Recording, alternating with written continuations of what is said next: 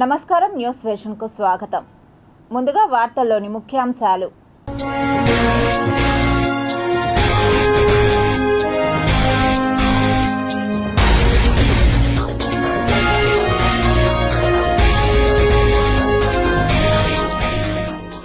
పహల్గాం ఉగ్రదాడికి ప్రతీకారం తీర్చుకున్న భారత్. ఆపరేషన్ సింధూర్. జైషే మహమ్మద్ స్థావరాలు ధ్వంసం.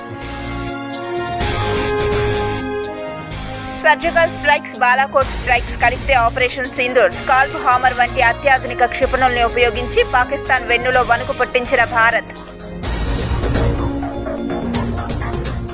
అన్ని వర్గాల నుండి ప్రధాని నరేంద్ర మోదీకి మద్దతు. ఏపీ ముఖ్యమంత్రి చంద్రబాబు, ఉప ముఖ్యమంత్రి పవన్ కళ్యాణ్ ప్రశంసలు. కొత్త రేషన్ కార్డులపై ఏపీ ప్రభుత్వం గుడ్ న్యూస్. క్యూఆర్ కోడ్తో కొత్త రేషన్ కార్డులు. పౌర సరఫరాల శాఖ మంత్రి నాదెండ్ల మనోహర్ వెల్లడి. ఘనంగా తాతయ్యగుంట గంగమ్మ జాతర వేడుకలు. వైరాగి వేషంతో అమ్మవారిని దర్శించుకున్న భక్తులు. టీటీడీ పాలక మండలి అత్యవసర సమావేశం. టూరిజంకు భూముల కేటాయింపు.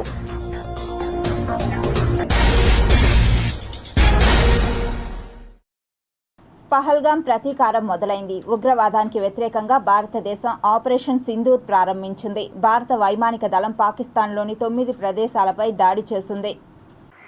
భారతదేశం దాడి తర్వాత లాహోర్, సియాల్కోట్ విమానాశ్రయాలను తదుపరి 48 గంటలు మూసివేస్తున్నట్లు పాక్ ప్రకటించింది.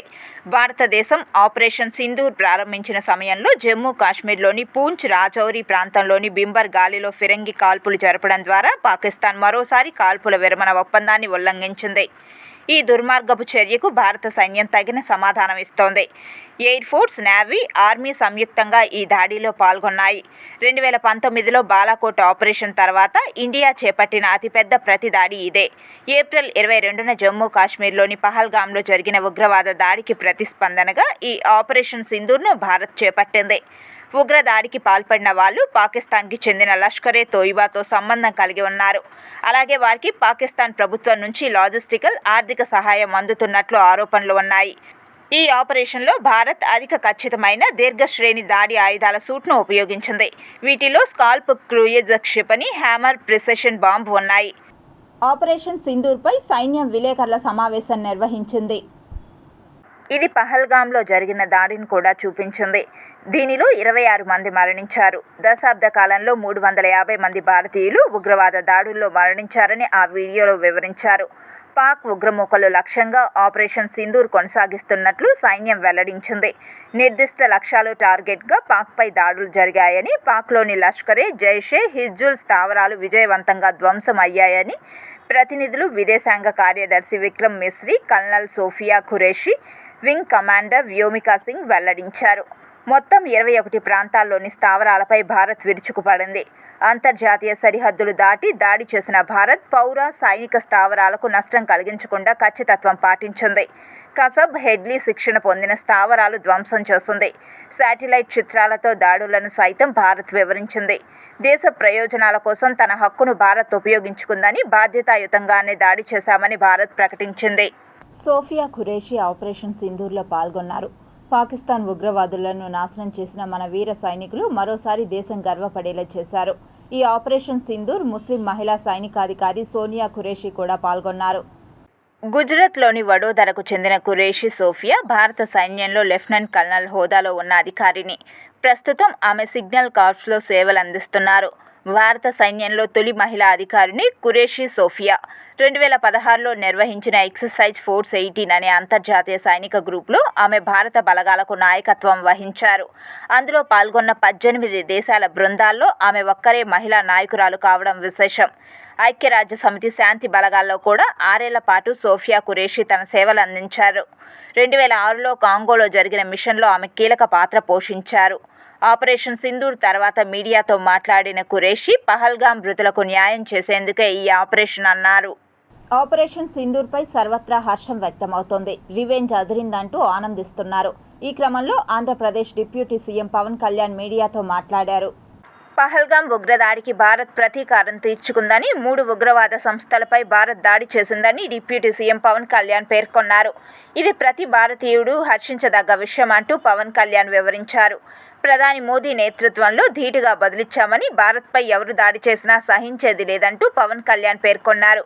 ఇలాంటి సమయంలో అంతా దేశానికి అండగా ఉండాలి, ప్రతి ఒక్కరూ మోదీకి మద్దతుగా నిలవాలంటూ కోరారు.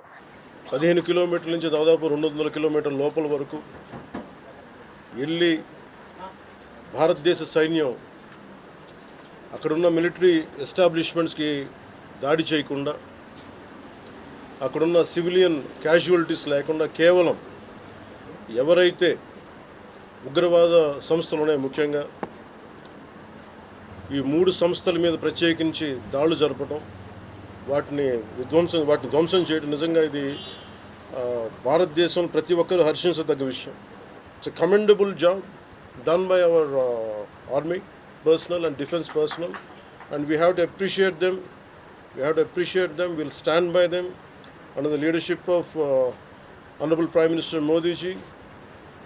We will stand by you, sir, and whatever you have taken, whatever decision, bold decision you take, we're going to stand by you. We are with you. కొత్త రేషన్ కార్డుల కోసం ఎప్పుడెప్పుడా అని ఎదురు చూస్తున్న వారికి ఆంధ్రప్రదేశ్లోని చంద్రబాబు సర్కార్ గుడ్ న్యూస్ చెప్పింది. రేపటి నుంచి రాష్ట్రంలో కొత్త రేషన్ కార్డులకు దరఖాస్తులు స్వీకరిస్తున్నట్లు ఏపీ పౌర సరఫరాల శాఖ మంత్రి నాదెండ్ల మనోహర్ చెప్పారు.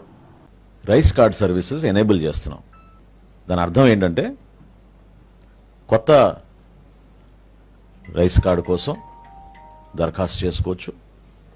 అదేవిధంగా ఒక కుటుంబంలో స్ప్లిట్టింగ్ ఆఫ్ రైస్ కార్డు కూడా పర్మిట్ చేస్తున్నాం. అదనంగా కుటుంబ సభ్యులు చేరినప్పుడు మెంబర్ ఎడిషన్, కుటుంబ సభ్యుల్ని యాడ్ చేసుకునే సౌకర్యం కూడా కల్పిస్తున్నాం. అన్నిటికన్నా ముఖ్యం అడ్రస్ మార్పు కూడా రేపటి నుంచి అవకాశం కల్పిస్తున్నాం. అదేవిధంగా మరణాలు జరిగిన చోట మెంబర్ డెలీషన్ కూడా కుటుంబ సభ్యుల పేర్లు తొలగించే విధంగా అవకాశం కల్పించాం.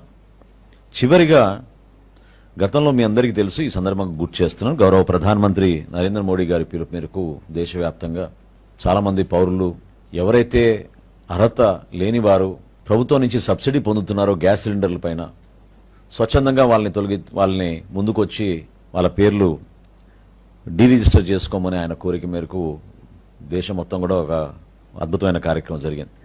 తిరుమలలో వైభవంగా శ్రీ పద్మావతి పరిణయోత్సవాలు శాస్త్రోక్తంగా ప్రారంభమయ్యాయి. తిరుమలలోని నారాయణగిరి ఉద్యానవనాల్లో వివిధ సువాసనలు వెదజల్లే రంగురంగుల పుష్పాలతో భూలోక వైకుంఠాన్ని తలపించే రీతిలో అలంకరించిన దశావతార అష్టలక్ష్మి మండపంలో మంగళవారం సాయంత్రం శ్రీ పద్మావతి శ్రీనివాస పరిణయోత్సవాలు శోభాయమానంగా ప్రారంభమయ్యాయి. మే 8వ తేదీ వరకు ఈ ఉత్సవాలు జరగనున్నాయి. 1 టన్ను పండ్లు, 2 టన్నుల సాంప్రదాయ పుష్పాలు, 30,000 కట్ ఫ్లవర్స్తో 150 మంది గార్డెన్ సిబ్బంది, 50 మంది ఎలక్ట్రిక్ సిబ్బంది కలిసి మండపాన్ని సర్వాంగ సుందరంగా అలంకరించారు.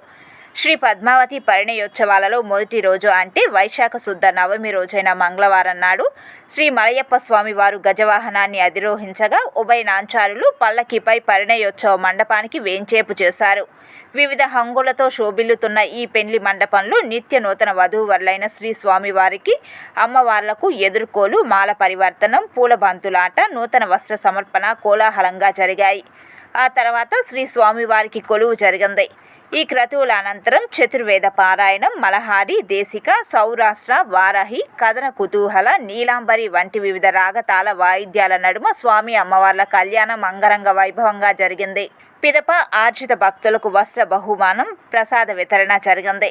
ఆ తర్వాత శ్రీదేవి భూదేవి సహితుడైన స్వామి అశేష భక్తజనం మధ్య ఊరేగుతూ ఆలయ ప్రవేశం చేయడంతో తొలి రోజు వివాహ వేడుక ఘనంగా ముగిసింది.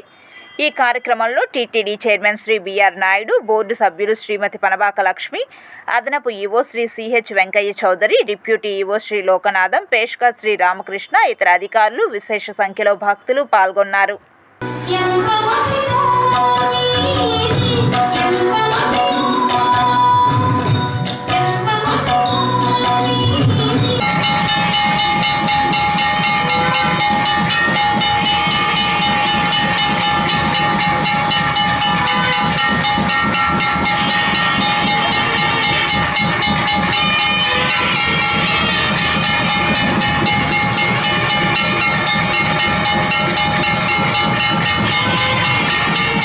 పద్మావతి అమ్మవారి పరిణయోత్సవాలు 3 రోజులు జరుగుతాయి.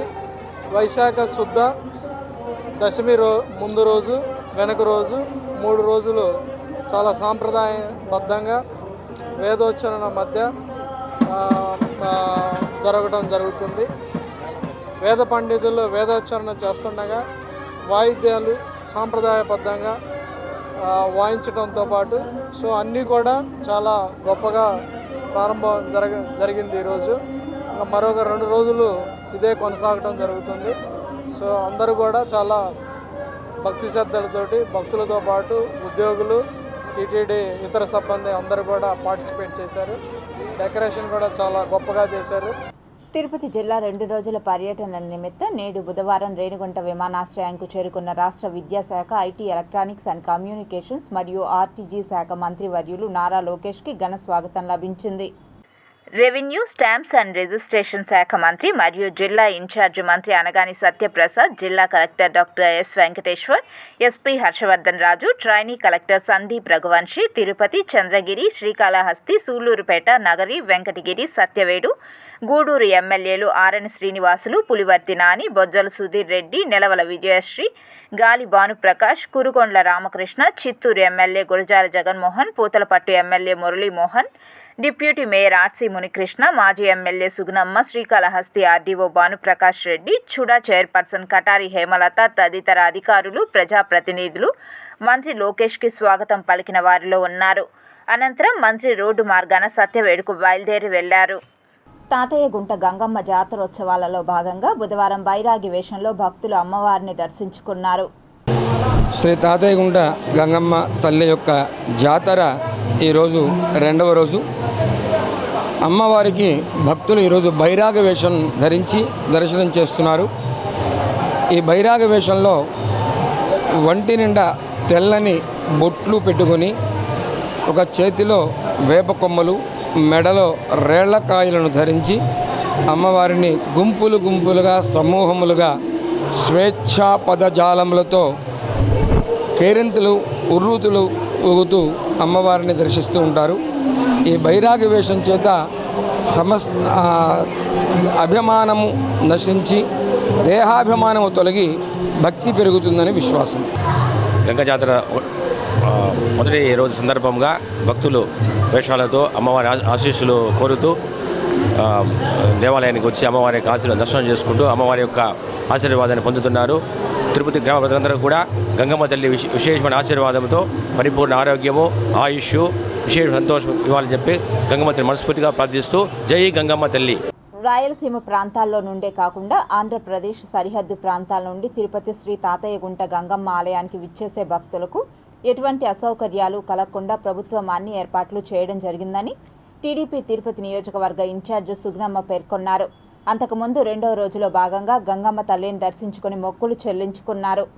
మరి తాతయ్యగుంట గంగమ్మ అంటేనే ఈరోజు దేశవ్యాప్తంగా కూడా ఇతర దేశాల నుంచి కూడా వచ్చి ఆ గంగమ్మ తల్లి ఆశీర్వాదాని కోసం భక్తులంతా కూడా మొక్కుకున్నటువంటి మొక్కుల్ని తీర్చుకొని ఆ గంగమ్మ తల్లి యొక్క దయకు ప్రాప్తులవుతుంటారు. వారందరికీ కూడా గంగమ్మ జాతర సందర్భంగా శుభాకాంక్షలు తెలుపుకుంటూ ఇక్కడ మరి తిరుపతి నగరంలో ఈ గంగమ్మ జాతరని అత్యంత వైభవంగా నిర్వహించడానికి మరి ఎలాంటి ఇబ్బందులు జరగకుండా ఈ ఉత్సవ కమిటీని కూడా వేయడం జరిగింది 23 మందితో. ఈ ఉత్సవ కమిటీ సభ్యులంతా కూడా మరి ఇక్కడ జాతర సమయంలో వారు వచ్చి ఇక్కడ ఏమైనా ఇబ్బందులు మన భక్తులకి కలిగితే వాటిని అన్నింటినీ కూడా అధికారుల దృష్టికి తీసుకెళ్ళి వాటన్నిటిని కూడా పరిష్కరించే దిశగా కూడా కృషి చేయాలని మన ఉత్సవ కమిటీ సభ్యులందరినీ కూడా కోరుకుంటూ చిగురువాడలో ముత్యాలమ్మ తల్లి జాతర మహోత్సవాలు ఘనంగా జరుగుతున్నాయి. తిరుపతి రూరల్ మండలం చిగురువాడ గ్రామంలో కొలువై ఉన్న అక్కదేవతల ఆలయాలలో మే మాసం వచ్చిందంటే జాతర ఉత్సవాలు కన్నుల పండుగగా జరపడం ఆనవాయితీగా వస్తోంది. ఇందులో భాగంగా భక్తులు పొంగళ్లు పెట్టి అంబలు పోశారు. సలిపిండి దీపహారతులతో వారి ఇంటి నుండి నడివీధి గంగమ్మ మీదుగా ముత్యాలమ్మను దర్శించుకుని మొక్కులు తీర్చుకున్నారు. విశేషంగా నడివీధి గంగమ్మ అక్కడ అంబళ్ళు వేయడం, సాయం సమయంలో పొంగళ్ళు పెట్టుకోవడం మరియు దీపోత్సవంతో శ్రీమూర్తులందరూ కూడా దీపాలు వెలిగించుకొని వీధి అంతా కూడా శ్రీమూర్తులు దీపాలను తీసుకుని ఆలయానికి ప్రవేశించి దీపాలతో అమ్మవారికి హారతులు ఇచ్చుకుని అది వైభవంగా చేసుకోవడం అనేటటువంటిది ఆనందమైనటువంటి ఈ యొక్క ఉత్సవాన్ని ప్రతి సంవత్సరం ఈ చిగురువాడ గ్రామంలో వేంచేసి ఉన్నటువంటి ఈ ముత్యాల పరమేశ్వరి దేవత ఆలయంలో విశేషంగా కూడా జరగడం జరుగుతోంది. ప్రతి సంవత్సరం ఒక కొత్తగా అభివృద్ధిగా ఆనందోత్సవాలతో మహా అద్భుతమైనటువంటి ఉత్సవాన్ని జరుపుకోవడం జరుగుతుంది. మరియు ఈ సంవత్సరం విశేషంగా జాతరను కూడా అమ్మవారికి గంగమ్మ జాతరను కూడా చేయడం జరుగుతోంది. తద్వారా ఈ రోజంతా నిన్నటి నుంచి అమ్మవారికి విశేషమైనటువంటి పుష్పాలంకార నిమిత్తం తెల్లవారి అమ్మవారికి స్నపన తిరుమంజనం చేయడం జరిగింది. పాక్ ప్రేరేపిత ఉగ్రవాదులు భవిష్యత్తులో గన్ను పట్టాలంటే గుండెల్లో వణుకు పుట్టేలా చర్యలు ఉంటాయని ఆపరేషన్ సింధూర్ ద్వారా ప్రపంచ దేశాలకు భారత్ ఒక హెచ్చరిక చేసిందని బీజేపీ నాయకులు సామంచి శ్రీనివాస్, నవీన్ కుమార్ రెడ్డి పేర్కొన్నారు. పాక్ ఉగ్రవాదులను అంతా అందించేందుకు కృషి చేస్తున్న భారత త్రివిధ దళాలకు శక్తిని ప్రసాదించాలని ఆంజనేయ స్వామి గుడిలో పూజ చేయించారు. అక్కడ ఉన్నటువంటి మహిళ ప్రధానమంత్రి నరేంద్ర మోడీ గారికి తమ యొక్క కష్టాన్ని విలపిస్తూ తెలియజేసినట్లుంది. అంతే సీరియస్గా తీసుకున్నటువంటి ప్రధానమంత్రి నరేంద్ర మోడీ గారు ఇవాళ భారత సైన్యానికి స్వేచ్ఛనిస్తూ 140 కోట్ల మంది భారతీయులు రగిలిపోతున్నటువంటి ఆగ్రహావేశాలు, ప్రతీకార వాంఛతో రగిలిపోతున్న ప్రజలందరి యొక్క మనస్సులు చల్లబడే విధంగా ఇవాళ తెల్లవారక ముందే పాకిస్తాన్ మరియు పాకిస్తాన్ ఆక్యుపైడ్ కాశ్మీర్లో ఉన్నటువంటి ఉగ్రవాద శిబిరాలు భారత్ను లక్ష్యంగా చేసుకుని ఉగ్రవాదాలను ట్రైనింగ్ ఇస్తూ ఉన్నటువంటి ఒక పరిశ్రమ, ఒక ఫ్యాక్టరీ లాంటి పాక్ ఆక్యుపైడ్ కాశ్మీర్ హిజ్బుల్ ముజాహిదీన్, లష్కరీ తోయిబా వంటి సంస్థలను లక్ష్యంగా చేసుకుని 9 స్థావరాలపై సర్జికల్ స్ట్రైక్స్ చేసి మట్టుపెట్టినటువంటి క్రమంలో భారత సైన్యానికి క్షేమం, విజయం లభించాలని, అందుకు అవసరమైన శక్తిని, బలాన్ని, ధైర్యాన్ని ప్రసాదించాలని, యుద్ధానికి విజయానికి చిహ్నంగా ఉన్నటువంటి దేవుడు భగవంతుడు హనుమాన్ యొక్క ఆశీస్సులు ఈ దేశ సైన్యానికి లభించాలని చెప్పి బార్డర్లో దేశ సరిహద్దులకు తరలిపోయడానికి, సైన్యానికి అండగా నిలబడడానికి మేమందరం కూడా సిద్ధంగా ఉన్నామని, దేశం ముందు తర్వాతే మిగతా విషయాలని ఆలోచించేటువంటి సంస్థ ప్రతినిధులుగా ఇవాళ తిరుపతి పెద్దకాపు లేఅవుట్లో ఉన్నటువంటి స్వామి అభయ ఆంజనేయ స్వామి యొక్క ఆశీస్సులు లభించాలని ఈ పూజలు నిర్వహించడం జరిగింది. భారతదేశంలో అనేక దాడులు చేశారు, సహనంగా ఉన్నాం. కానీ ఈరోజు మా భారతదేశంలోని ఆడపడుచుల మీద మీరు చేసినటువంటి మానవీయమైనటువంటి హేయమైనటువంటి చర్యకు ప్రతి దాడితో ఈరోజు గుణపాఠం నేర్పాము. ఇకనైనా పద్ధతి మార్చుకొని ఈరోజు ఏదైతే సభ్య సమాజం భారతదేశంలో ఉన్నటువంటి 150 కోట్ల మంది ఈరోజు నరేంద్ర మోడీ గారి నాయకత్వాన్ని ఈరోజు ప్రదర్శించినటువంటి ధైర్యానికి అభినందనలు తెలియజేస్తున్నారు. పాకిస్తాన్ ఉగ్రవాదాన్ని అంతమొందించే ఆపరేషన్ సింధూర్కు మేము సైతం అంటూ బీజేపీ శ్రేణులు నినాదాలు చేశారు. తిరుపతి బాలాజీ కాలనీ కూడలిలో జాతీయ జెండా చేతపట్టి జై హో భారత్ అంటూ పాకిస్తాన్ ఉగ్రవాదుల్ని అర్ధరాత్రి హతమార్చిన భారత సైనికులు వర్ధిల్లాలంటూ నినాదాలు చేశారు.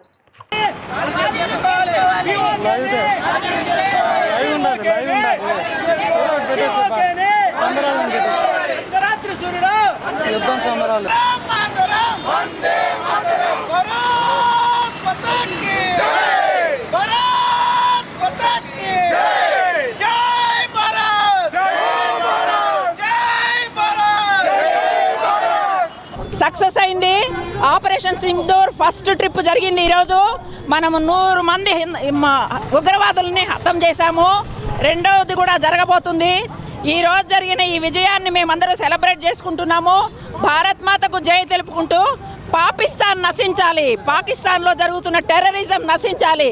అది నశించేంత వరకు యుద్ధం ఆపకూడదు అని మేము నరేంద్ర మోడీని కోరుకుంటున్నాము. పాకిస్తాన్ ఎప్పుడైతే హతమవుతుందో ప్రపంచానికి శాంతి కలుగుతుంది.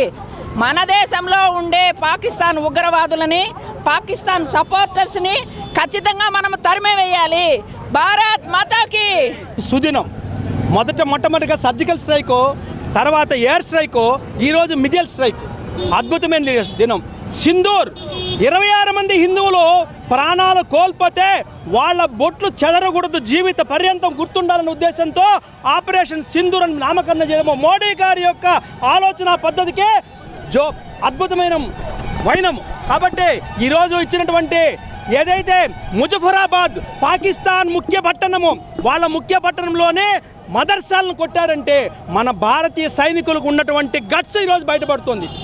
శస్త్రాలని కూడా మేము అంటే ఆయుధాలని కూడా మేము వాటిని పోరాటంలో ముందున్నామని నిరూపిస్తున్నటువంటి గొప్ప వ్యక్తి మన నరేంద్ర మోదీ గారు.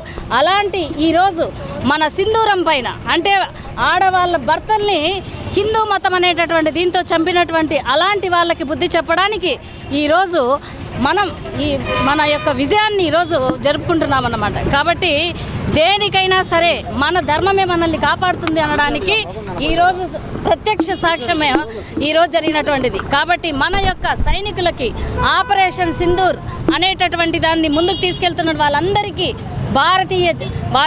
మొత్తం మనమందరం వారికి బ్లెస్సింగ్స్ తెలియజేస్తున్నాం. గత వైసీపీ పాలనలో టీటీడీలో అవినీతి ఏ స్థాయిలో జరిగిందో తిరుమలలోని పెట్రోల్ సంస్థలకు లీజు మంజూరు చేసిన విధానంలోనే స్పష్టమవుతుందని టీటీడీ బోర్డు మెంబర్ భానుప్రకాష్ మండిపడ్డారు. ఐఓసీకేమో పెట్రోల్ డీజిల్ మాత్రమే, హెచ్పిసిఎల్కి పెట్రోల్ డీజిల్ గ్యాసు అన్నీ కలిపి 2,20,000 రూపాయలు, కేవలం 2,20,000 రూపాయలు ఫ్లాట్ మిత్రులారా. అంటే 15 సంవత్సరాలు, అది కూడా 2,20,000 రూపాయలతో ఎటువంటి సంవత్సరం అద్దె పెంచకుండా ఫ్లాట్లో 15 సంవత్సరాలు ఎందుకు ఇచ్చారని చెప్పి నేను ప్రశ్నిస్తున్నా. ఎవరి మీద ప్రేమ? ఎందుకు ఈ ప్రేమ? మాకున్నటువంటి సమాచారం అప్పుడు నుండి అధికార పార్టీ నాయకుల్ని ప్రసన్నం చేసుకోవడానికి దాదాపు నెలకి 25 లక్షల రూపాయలు దీంట్లో చేతులు మారుతుంది. ఐఓసి హెచ్పిసిఎల్ ద్వారా అప్పుడు నుండి అధికార పార్టీ నాయకుడికి ఈ బంకులో వాటాలు వచ్చే విధంగా అప్పుడు నుండి అధికారులు దీన్ని రూపొందించడం జరిగింది. స్వామివారి ఆదాయానికి గండి కొట్టడం జరిగింది. ఈరోజు నేను డిమాండ్ చేస్తున్న హెచ్పిసిఎల్కి అక్రమంగా కేటాయించినటువంటి ఈ అనుమతులను రద్దు చేయాలి. అనుమతి ఇచ్చినట్టు అధికారుల మీద శాఖాపరమైన చర్యలు తీసుకొని క్రిమినల్ కేసులు నమోదు చేయాలి. ఏ తమాషా అనుకుంటున్నారా? ఇదేమన్నా టీటీడీ ఎస్టేట్ అనుకున్నారా? మీ సొంత జాగీర్ అనుకున్నారా? అడిగేవాళ్ళు లేదనుకోని ఇష్టం వచ్చినట్టు అధికారం ఉంది కదా, పెన్ను పేపర్ ఉంది కదా అని చెప్పి ఇష్టం వచ్చినట్టు రాసుకుంటూ పోతే తిరుమలని ఇంచుగా అమ్మే ప్రయత్నం జరిగిందని చెప్పి నేను భావిస్తున్నా. మీకేం హక్కు ఉందండి? ఒక పక్క 4 లక్షల రూపాయలు ఐఓసీకి ఉంటే 2,20,000 రూపాయలకు ఏ విధంగా 15 సంవత్సరాలు వారికి ఇస్తారని చెప్పి నేను ప్రశ్నిస్తున్నా. ఈరోజు ఐఓసీకి రుసుము వచ్చి అత్యవసర బోర్డు సమావేశాన్ని ఏర్పాటు చేసుకుని అలిపిరి సమీపంలోని తిరుమల తిరుపతి దేవస్థానంలో అత్యంత ఖరీదైన భూములను ఆంధ్రప్రదేశ్ టూరిజం శాఖకు అప్పగించడం వెనుకగల ఆంతర్యం మతలబు ఏమిటని టీటీడీ పాలక మండలి మాజీ సభ్యులు భూమన కరుణాకర్ రెడ్డి టీటీడీ మరియు రాష్ట్ర ప్రభుత్వ తీరుపై మండిపడ్డారు. ఏ కారణంగా అయితే పెద్ద ఎత్తున ఉద్యమం జరిగిందో మా ప్రభుత్వం ఆ హోటల్కు అనుమతి ఇచ్చింది అని చంద్రబాబు నాయుడు గారు చాలా యాగి ఆయన ప్రతిపక్షంలో ఉండగా చేశారో, అదే చంద్రబాబు నాయుడు గారు అదే హోటల్కి తిరుపతిలో ఉన్నటువంటి అలిపిరి పాదాల మంటపానికి అతి చేరువలో టీటీడీ స్థలాన్ని ఇచ్చేందుకు ముందుకు రావటం ఆశ్చర్యకరమైనటువంటి విషయం. ఇది సాధువులు, మఠాధిపతులు, పీఠాధిపతులు అందరూ కూడా ఉద్యమించాల్సినటువంటి నిర్ణయం అది. తిరుమల తిరుపతి దేవస్థానానికి సంబంధించినటువంటి అత్యంత ఖరీదైనటువంటి 31 ఎకరాల భూమిని టూరిజం శాఖ వాళ్లకు కేటాయించి అక్కడ తీసుకున్నటువంటి అదే నిర్ణయాలను ఇక్కడ అమలుపరచాలని చెప్పటం, అంటే ఆ హోటల్కు తిరిగి అనుమతి ఇవ్వటం, ఆ ఒబరాయ్ హోటల్కి అనుమతి ఇవ్వటానికి ఈ నిర్ణయం తీసుకోవటం జరిగింది. దానికి టీటీడీ స్థలం అవసరమా అన్నది మొదటి ప్రశ్న అయితే, అక్కడి నుంచి మీరు ఆ హోటల్ని తీసివేస్తాము అని చెప్పినప్పుడు టూరిజం శాఖకు సంబంధించినటువంటి ఆ స్థలాన్ని టీటీడీకి ఇచ్చివేసి ఈ హోటల్ వాళ్లకు మీరు ప్రభుత్వ భూమిని ఎక్కడైనా ఇచ్చేటువంటి అవకాశం ఉన్నప్పటికీ కూడా ఏ ఎయిర్పోర్టు దగ్గర మరొక చోటనో కావలసినంత ప్రభుత్వ భూమి ఉన్న చోట అక్కడ ఇవ్వకుండా అత్యంత ఖరీదైనటువంటి టీటీడీ స్థలాన్ని బదలాయించటము, ఆ స్థలము కూడా ఇప్పుడు టూరిజం శాఖ వాళ్లకు సంబంధించినటువంటి స్థలం కంటే కూడా అలిపిరికి అతి చేరువలో ఉన్నటువంటి స్థలాన్ని, టీటీడీ స్థలాన్ని టూరిజంకి ఇవ్వటం వెనుక మతలబు ఏంటి? కలియుగ ప్రత్యక్ష దైవం శ్రీ వెంకటేశ్వర స్వామి వారికి స్వయాన సోదరిగా కీర్తించబడుతున్న శ్రీ తాతయ్య గుంట గంగమ్మ జాతర వైభవాన్ని నలుదిశలా చాటి చెబుతామని జనసేన పార్టీ నాయకులు బత్తిన మధుబాబు పిలుపునిచ్చారు. దేశంలో ఎక్కడైనా కానీ జాతర అనగానే ఒకరోజు ఉంటుంది, 2 రోజులు ఉంటుంది. కానీ మా తిరుపతిలో వారం రోజుల పాటు వైభవంగా జరిగే జాతర ఏదైనా ఉంటే మా గంగ జాతర. ఎంత వైభవం అంటే అంత వైభవంగా జరుగుతుంది. ప్రపంచం మొత్తము విధ్వంసాలతో అతలాకుతలం అయిపోతుంది. మీరు గమనించారో లేదో, సముద్రాలు పొంగి నగరాలని ముంచేస్తున్నాయి. కొండలు కరిగి, కేరళలో కొండలు కరిగి అల్లే ఒక పల్లెటూరు మునిగిపోయింది. ప్రపంచ దేశాలలో అగ్రగామి అమెరికా అని చెప్పుకుంటారు. ఆ అమెరికా మొత్తం కార్చుతో బూడిదైపోయింది. ఇవన్నీ ఎందుకు చెప్తున్నా అంటే, ఒక్క నా తిరుపతిలో ప్రశాంతంగా, క్షేమంగా, హ్యాపీగా జరిగిపోతుందంటే జీవితము, ఏ ప్రాణ భయం లేకుండా జరిగిపోతుందంటే ఆ కలియుగ వెంకటేశ్వర స్వామి కింద మా గ్రామదేవత మా అమ్మవారు, వీరిద్దరి దయ వల్లే తిరుపతి ఇంత ప్రశాంతంగా ఉంది. తిరుపతి ఎవరైనా సరే తిరుపతికి వచ్చి ఒక్కసారి ఇక్కడ కానీ ఉండడం అలవాటు పడితే ఈ కల్చర్కి, ఎందుకంటే ఇక్కడ వస్తే ఎటు చూసినా దేవాలయాలే, అటు కపిలతీర్థం, ఇటు రామవారి గుడి, ఇటు గోవిందరాజ స్వామి గుడి, ఎటు చూసినా పవిత్రం, అతి పవిత్రం మన తిరుపతి. ఇటువంటి తిరుపతి క్షేత్రంలో గంగ జాతర మొదలవుతుంది. ముందుగా యువతకు నేను ఒక పిలుపునిస్తున్నాను. ఎందుకంటే ఇక్కడ పుట్టి పెరిగి మీరందరూ విదేశాల్లోనూ ఇతర రాష్ట్రాల్లో అందరూ ఉద్యోగాలు చేసిన వాళ్ళు, అటు ఫ్యామిలీస్ వెళ్ళిపోయి ఉంటారు, చాలా వరకు వెళ్ళిపోయింటారు. ఈరోజు మీరందరూ గంగ జాతరకు తప్పకుండా రావాల్సిందిగానే మనస్ఫూర్తిగా పెట్టుకుంటున్నాను. తిరుమల శ్రీవారిని నైవేద్య విరామ సమయంలో పలువురు ప్రముఖులు దర్శించుకుని మొక్కులు చెల్లించుకున్నారు. తిరుమల శ్రీవారిని నైవేద్య విరామ సమయంలో విశ్వ హిందూ పరిషత్ ప్రెసిడెంట్ అలోక్ కుమార్, విశ్వ హిందూ పరిషత్ రాష్ట్ర కార్యదర్శి తనికెళ్ల రవికుమార్, విశ్వ Hindu Parishad general secretary రాఘవులు, TTD పాలక మండలి సభ్యులు భానుప్రకాష్ రెడ్డి దర్శించుకుని మొక్కులు చెల్లించుకున్నారు. ఆలయ అధికారులు వీరికి దర్శన ఏర్పాట్లు చేయగా ఆలయ అర్చకులు వేద ఆశీర్వచనాలతో తీర్థ ప్రసాదాలను అందించారు. దర్శనానంతరం వీరు ఆలయం వెలుపల మీడియాతో మాట్లాడారు. भगवान स्वयं हमारा नेतृत्व कर रहे हैं, उनके आशीर्वाद मिलेंगे, हम विजयी होंगे। ये मंगल कामना करने के लिए मैं यहाँ आया था और मुझे विश्वास है कि उन आशीर्वादों से अब भारत आतंकवाद की चुनौती और उसके इंफ्रास्ट्रक्चर को हमेशा के लिए समाप्त कर सकेगा। అదే సందర్భంలో స్వామివారిని ప్రత్యేకంగా ప్రార్థించాము.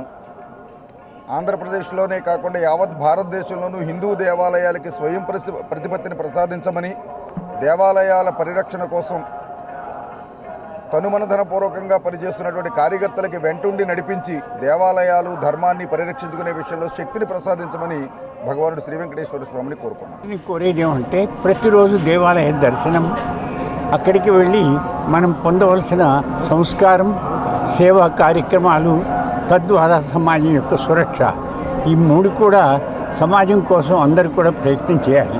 కనీసం రోజు కాకపోతే వారానికి ఒక్కసారైనా గుడికి వెళ్ళడం, అక్కడ దీపాలతోటి మహా ఆరతి అందించి భక్త మండలి పేరుతో అందరూ కూడా అక్కడ సమావేశం అవ్వడం, ఆ రకమైన సత్సంగం ప్రతి వారం కనీసం జరగాలి. అటువంటి జరిగినట్టయితే ఇవాళ ఈ ఆతంక తీవ్రవాదాలు ఇవన్నీ కూడా సమసిపోతాయి. తుడా కచపి ఆడిటోరియం నందు ఈ నెల 8, 9, 10 తేదీలలో సిపిఎం రాష్ట్ర కమిటీ సమావేశాలు జరుగుతాయని ఆ పార్టీ నాయకులు మీడియా సమావేశంలో తెలియజేశారు. మనందరికీ ఆంధ్రుల హక్కుగా నిర్మించుకున్న విశాఖ ఉక్కు కూడా ఒక భరోసా ఇవ్వని పరిస్థితి ఉంది. ఇప్పటికీ అక్కడ కార్మికులు ఆందోళన కొనసాగుతుంది. దాన్ని కూడా ఒక పరిష్కారం చూపే దిశగా ఈరోజు పరిస్థితి అనేది లేదు. ఈ రూపంలో చూసినప్పుడు ఆంధ్ర రాష్ట్రానికి కేంద్ర ప్రభుత్వం అడుగడుగున ఒక నిరాదరణ, నిర్లక్ష్యము, ఒక కక్షపూరిత ధోరణితో వ్యవహరిస్తున్న పరిస్థితి మనం చూస్తున్నాం. ఇది చాలా దుర్మార్గమైంది. ఆంధ్ర ప్రజల తరఫున పోరాడాల్సిన ఇక్కడ పాలక పార్టీ కానీ లేదనంటే గతంలో ప్రతిపక్ష పార్టీ కానీ కేంద్రానికి వంగి నమస్కారాలు చేయడము లేకపోతే వాళ్ళ బానిసగా మారడం తప్ప ఎదిరించి ఆంధ్రుల హక్కు గతంలో ఎన్టీ రామారావు గారు చెప్పినట్టుగా పౌరుషాన్ని కేంద్రాన్ని ఎదిరించి ఈరోజు సాధించుకునే పరిస్థితి లేకుండా ఉండి ఇది ఒక దురదృష్టకరమైన పరిస్థితి. ఈ పరిస్థితుల్లో ఈ రాష్ట్ర కమిటీ సమావేశాలు నిర్వహించడం అనేది చాలా ప్రాధాన్యత కలిగింది. ఈరోజు ఊరంతా పొంగిపోతూ ఉంది, దరిద్రంగా తయారైపోయింది. అట్టర్ ఫెయిల్యూర్ పారిశుధ్య నిర్వహణలో తిరుపతిలో మున్సిపాలిటీ ఒక అట్టర్ ఫెయిల్యూర్. కనీసం పైపులు మార్చేంత పరిస్థితి కూడా లేదు. అండర్ గ్రౌండ్ డ్రైనేజీలో పైపులు మార్చే పరిస్థితి కూడా లేదు. ఎక్కడ చూసినా దుర్గంధం, నడవాలంటే కూడా ఇబ్బంది. మీ అందరికీ తెలుసు, మనం తిరుపతిలో రోజు తిరిగాడుతాం. దీన్ని ఎవరు టేకప్ చేయాలా? ప్రభుత్వం డబ్బులు ఇవ్వదు, టీటీడీ ఖర్చు చేయడానికి లేదు. కేంద్ర ప్రభుత్వం బీజేపీ వాళ్ళు మాత్రం రోజు మాటలు చెప్తాడు. ₹1 అన్న సహాయం చేశారు ఈరోజు తిరుపతి అభివృద్ధి కోసం? స్మార్ట్ సిటీ పేరు తప్ప అదనంగా ₹1 ఏమన్నా కేంద్ర ప్రభుత్వం ఈ రాష్ట్రానికి ఇచ్చిందా? ఇప్పుడు స్విమ్స్ పరిస్థితి ఎట్టయిపోయింది. ఈరోజు ఓపీ కూడా ఉండడంలే. మీరు పోయి చూడండి, మామూలుగా కిటకిటలాడే స్విమ్స్ ఖాళీగా కనిపిస్తూ ఉంది. ఓపీ ఉదయం పూట ఇప్పుడు పోయి చూస్తే ఖాళీగా ఎందుకనంటే హాస్పిటల్ అన్నీ పెరిగిపోయినాయి కాబట్టి అక్కడ తగ్గిపోయిందని మాట్లాడుతూ ఉన్నారు. కానీ విషయం ఏంటంటే ఆరోగ్యశ్రీ అనే దాన్ని కూడా అమలు చేయడంలే. చిత్తూరు జిల్లా కేంద్రంలోని జిల్లా ప్రధాన ఆసుపత్రికి రాజన్న ఫౌండేషన్ ద్వారా కార్పొరేట్ సోషల్ రెస్పాన్సిబిలిటీ కింద 35 లక్షల రూపాయలతో నూతన అంబులెన్స్ వాహనంను జిల్లా ప్రధాన ఆసుపత్రికి అందించారు. ఈ నూతన అంబులెన్స్ వాహన సేవలను జిల్లా కలెక్టర్ సుమిత్ కుమార్, నగర మేయర్ అముద, చిత్తూరు పొత్తలపట్టు శాసనసభ్యులు Gurajala Jaganmohan, K Muralimohan, Amararaja hospital MD doctor Ramadevi, CUDA chairperson Katari Hemalatha, నగర డిప్యూటీ మేయర్ రాజేష్ కుమార్ రెడ్డితో కలిసి ప్రారంభించారు. అనంతరం జిల్లా ప్రధాన ఆసుపత్రిలో డ్యామేజ్ స్టేజ్లో ఉన్న లెప్రసీ వార్డు భవనాన్ని పరిశీలించి ఆ వార్డులో ఉన్న పేషెంట్ల వివరాలు అడిగి తెలుసుకున్నారు. ఈ కార్యక్రమంలో DCHS Padmanjali, hospital superintendent Ushasri, Apollo head Naresh Kumar Reddy, ఇతర సంబంధిత అధికారులు పాల్గొన్నారు.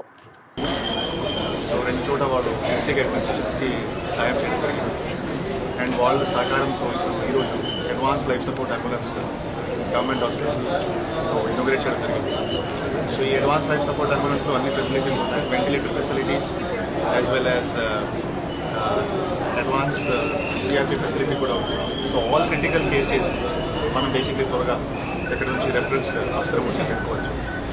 అండ్ స్కూల్ కూడా బేసిక్లీ కొంచెం కాన్స్టిట్యూన్సీలో కంప్లీట్ అయ్యింది.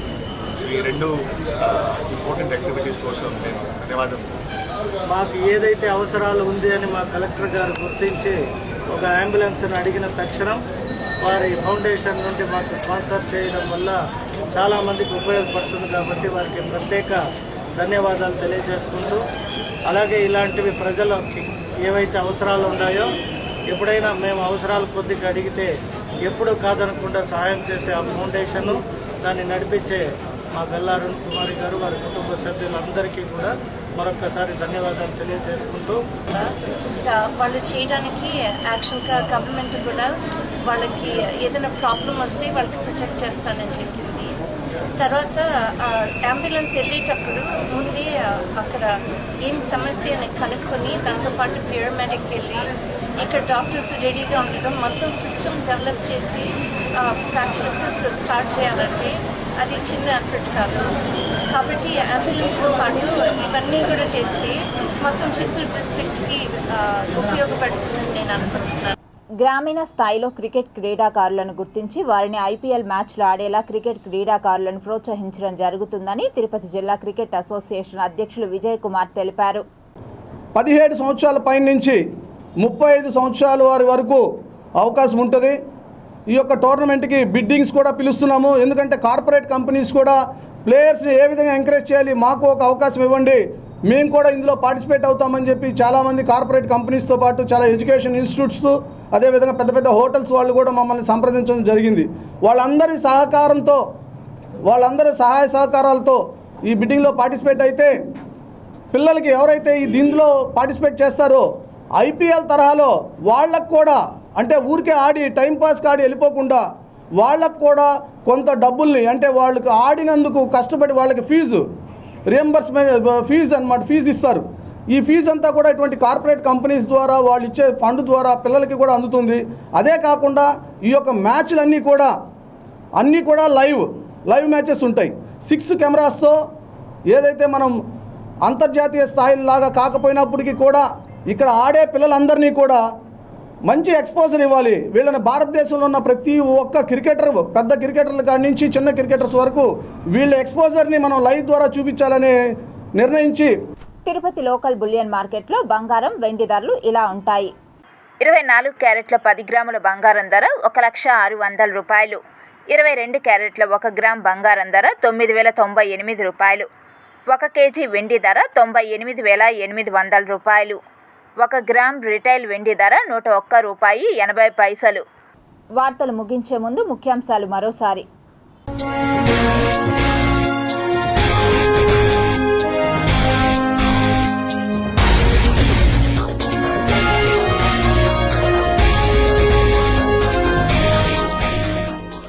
పహల్గాం ఉగ్రదాడికి ప్రతీకారం తీర్చుకున్న భారత్. ఆపరేషన్ సింధూర్, జైషే మహమ్మద్ స్థావరాలు ధ్వంసం. సర్జికల్ స్ట్రైక్స్, బాలాకోట్ స్ట్రైక్స్ కలిపితే ఆపరేషన్ సింధూర్. స్కాల్ప్ హామర్ వంటి అత్యాధునిక క్షిపణుల్ని ఉపయోగించి పాకిస్తాన్ వెన్నులో వణుకు పుట్టించిన భారత్. అన్ని వర్గాల నుండి ప్రధాని నరేంద్ర మోదీకి మద్దతు. ఏపీ ముఖ్యమంత్రి చంద్రబాబు, ఉప ముఖ్యమంత్రి పవన్ కళ్యాణ్ ప్రశంసలు. కొత్త రేషన్ కార్డులపై ఏపీ ప్రభుత్వం గుడ్ న్యూస్. క్యూఆర్ కోడ్తో కొత్త రేషన్ కార్డులు. పౌర సరఫరాల శాఖ మంత్రి నాదెండ్ల మనోహర్ వెల్లడి. ఘనంగా తాతయ్యగుంట గంగమ్మ జాతర వేడుకలు. వైరాగి వేషంతో అమ్మవారిని దర్శించుకున్న భక్తులు. టీటీడీ పాలక మండలి అత్యవసర సమావేశం. టూరిజంకు భూముల కేటాయింపు.